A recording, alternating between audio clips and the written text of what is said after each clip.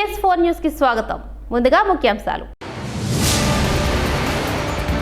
ఢిల్లీలో పాత వాహనాలకు పెట్రోల్ డీజిల్ బంద్.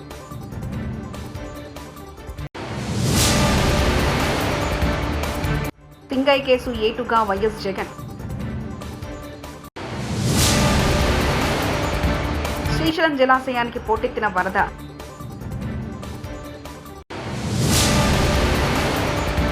వీటిలకు కేంద్ర మంత్రి సంజయ్ కౌంట్. ఇతర రాష్ట్రాల్లో రిజిస్టర్ అయిన ఇక్కడ తిరిగే వాహనాలకు కూడా అది వర్తిస్తుందని ఎయిర్ క్వాలిటీ మేనేజ్మెంట్ కమిషనర్ సభ్యుడు వీరేంద్ర శర్మ తెలిపారు. ఈ కొత్త నిబంధనలు అమలు చేయడానికి ఢిల్లీలోని దాదాపు అన్ని పెట్రోల్ బంకుల్లో ఇప్పటికే ఆటోమేటెడ్ నంబర్ ప్లేట్ రికగ్నిషన్ కెమెరాలను అమర్చారు. వైఎస్ఆర్సీపీ అధినేత వైఎస్ జగన్మోహన్ రెడ్డి కారు కింద పడి సింగయ్య మరణించిన కేసులో కార్ డ్రైవర్ రమణారెడ్డిని గుంటూరు పోలీసులు అదుపులో తీసుకున్నారు.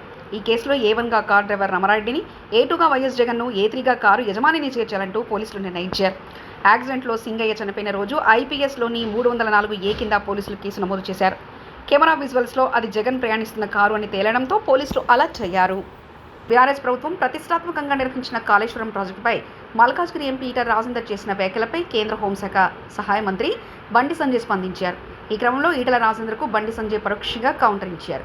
ఆదివారం కరీంనగర్లో కేంద్ర మంత్రి బండి సంజయ్ విలేకరుల సమావేశంలో మాట్లాడుతూ తమ పార్టీ స్టాండ్ ఒకటేనన్నారు. లోపాయకార ఒప్పందం ఇద్దరి మధ్య కుదిరింది.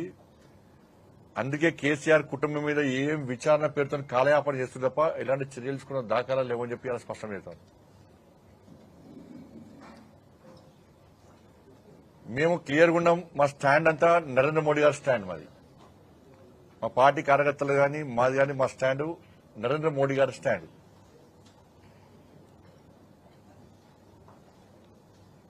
ఇవాళ కాళేశ్వరం విషయంలో ఇది ఒక పెద్ద అవినీతి ప్రాజెక్టు.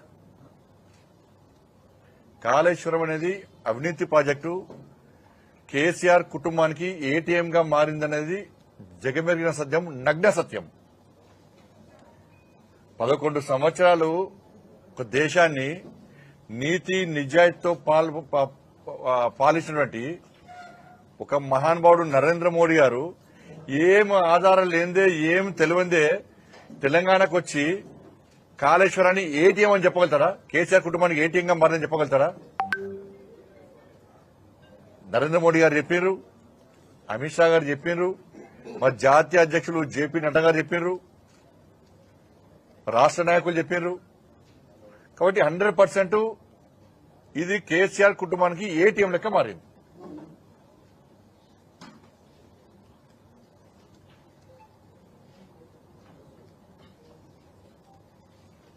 వాళ్ళ మా స్టాండ్ ఒకటే, ఊసరి లెక్క రంగులు మార్చే స్టాండ్ మాది కాదు. పార్టీ స్టాండ్ మా స్టాండ్. ఇప్పుడు నేను మొదలంగా రాష్ట్ర అధ్యక్షుడిగా ఉన్నా. నా ఫోన్ ట్యాపింగ్ సంబంధించి నాకు నోటీస్ ఇచ్చారు. అంటే అప్పుడు రాష్ట్ర అధ్యక్షుడు ఉన్నప్పుడు ఒక స్టాండు, ఇప్పుడు మినిస్టర్ దగ్గర స్టాండ్ మారుతుందా? పార్టీ స్టాండ్ నా స్టాండ్. నేను మినిస్టర్ ఉన్నా, రాష్ట్ర అధ్యక్షుడు ఉన్నా, రాష్ట్ర అధ్యక్షులు లేకున్నా, సామాన్య కార్యకర్తలు కూడా పార్టీ స్టాండ్ నా స్టాండ్. స్టాండ్ మారదు. భారతీయ జనతా పార్టీ కార్యకర్తలు, కమిట్మెంట్తో పనిచేసే కార్యకర్తల నాయకుల స్టాండ్ మారది. పార్టీ నిర్ణయమే మా నిర్ణయం.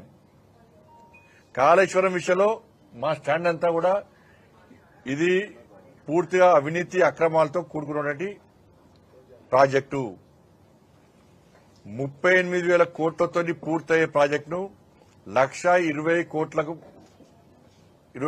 అంచనాలు పెంచి కేసీఆర్ కుటుంబం డబ్బులు దనుకునే విషయం వాస్తవం. కానీ అలా రేవంత్ రెడ్డి సర్కార్ ఏం చేస్తున్నది?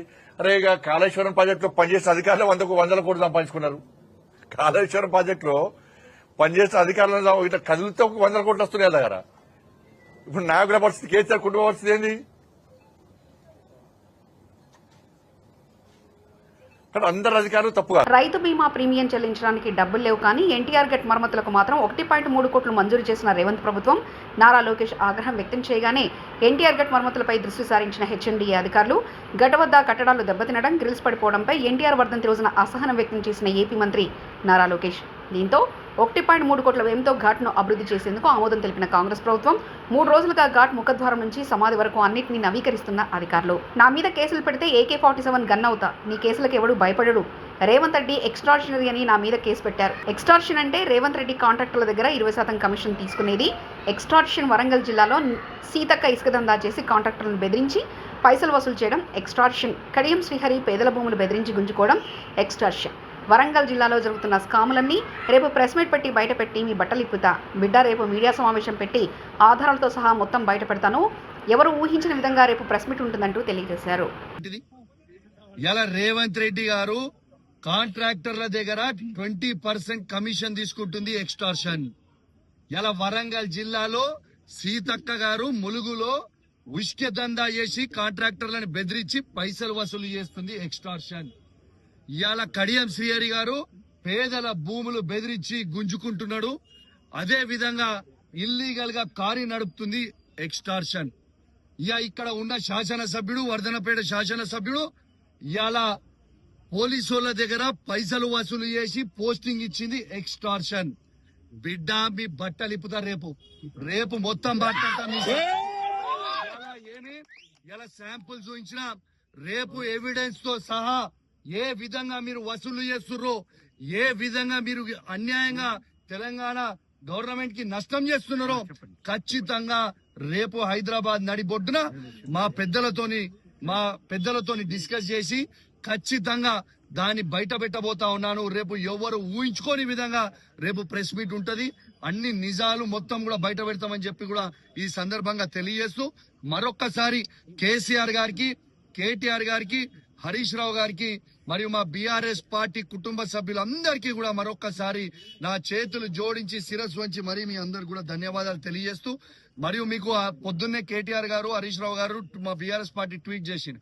న్యాయస్థానం మీద మాకు నమ్మకం ఉంది, ఖచ్చితంగా న్యాయస్థానం మీద నమ్మకం ఉంది అన్నది, న్యాయం గెలుస్తుంది అన్నారు.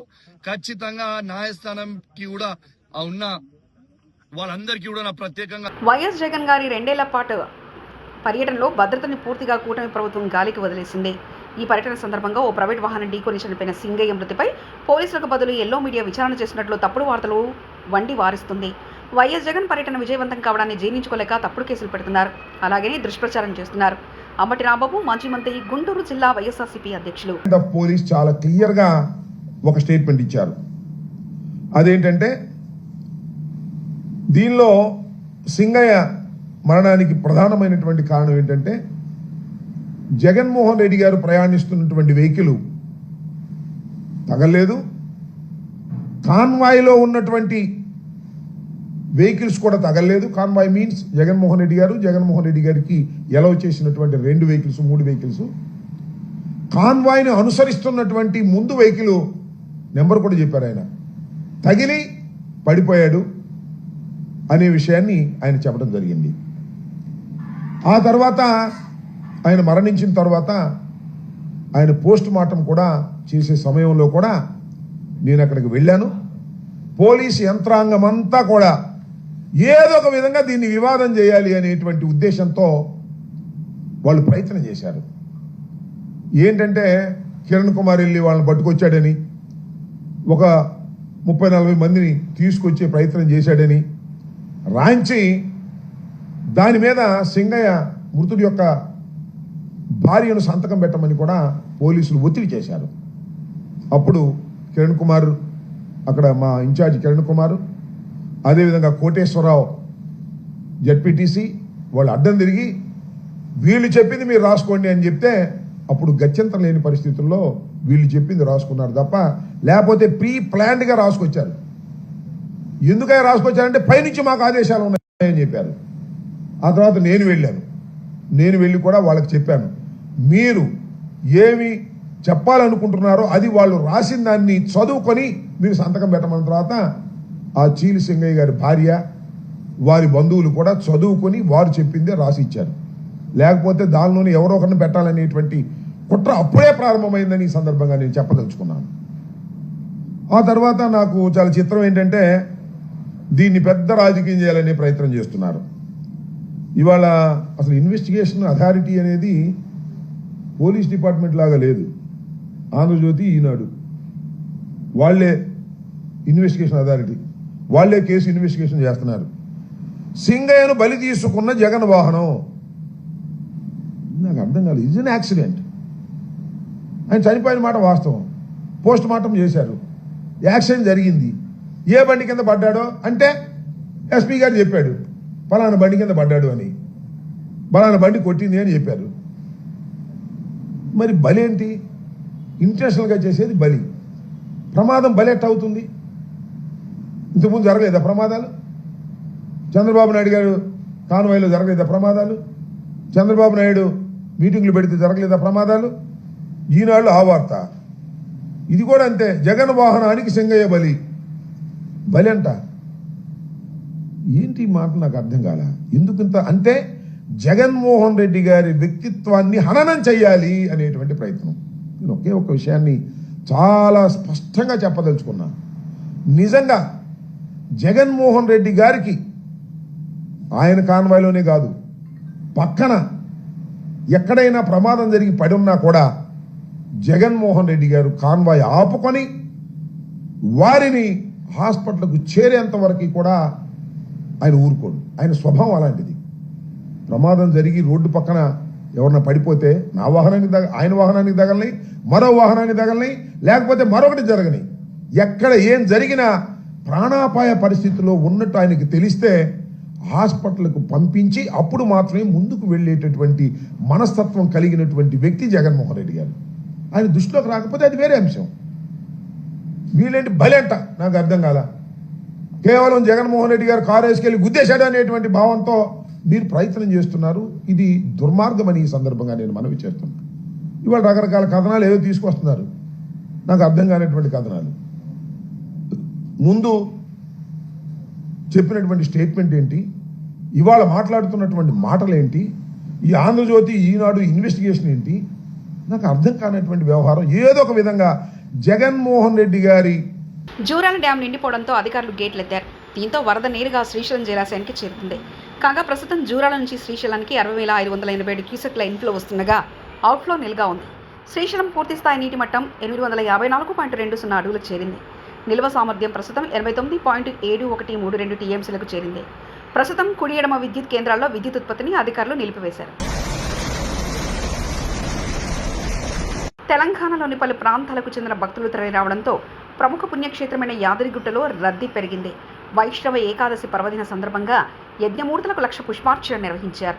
ఆజిత పూజలు, దైవ దర్శనాలతో ఆధ్యాత్మిక వాతావరణం ఏర్పాటైంది. ప్రత్యేక ఉచిత దర్శనాల క్యూలైన్లలో భక్తులు బారులు తీరారు. శివాలయంలోనూ పూజలు చేశారు. శ్రీ సత్యనారాయణ స్వామి వ్రతాలను ఆచరించి మొక్కులు తీర్చుకున్నారు. కళ్యాణకట్ట, పుష్కరిణి చెంత కోలాహలం నెలకొంది.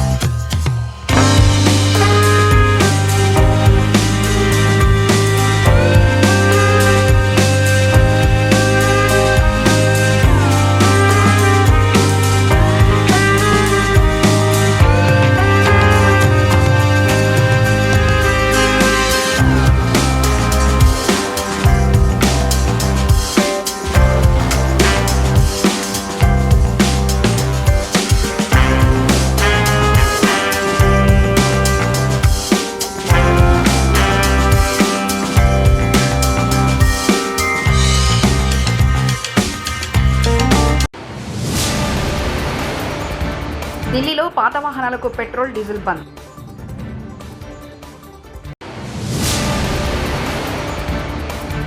సింగయ్య కేసు ఏటుగా వైఎస్ జగన్.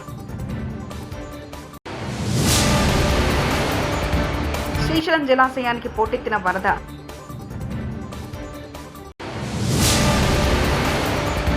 వీరులకు కేంద్ర మంత్రి సంజయ్ కౌంచ్. TS4 న్యూస్ ఇంతటితో సమాప్తం. చూస్తున్నారండి TS4 తెలుగు.